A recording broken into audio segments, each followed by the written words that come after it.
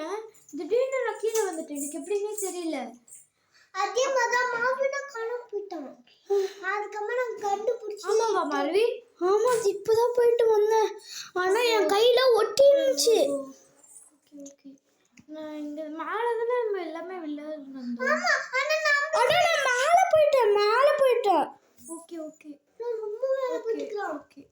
எங்க இந்த தான் இருக்குது. கூடாது. ஹேர் வேணும்.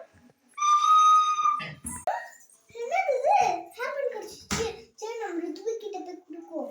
ருத்வி நீ ஊதி பாரு. நான் ஊதுறேன்னா என்ன வச்சு ஹேர் பேண்ட் வந்துச்சு.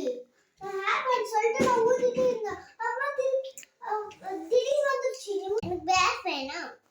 அப்படின்னா ஊது, வருதா பார்க்கலாம்.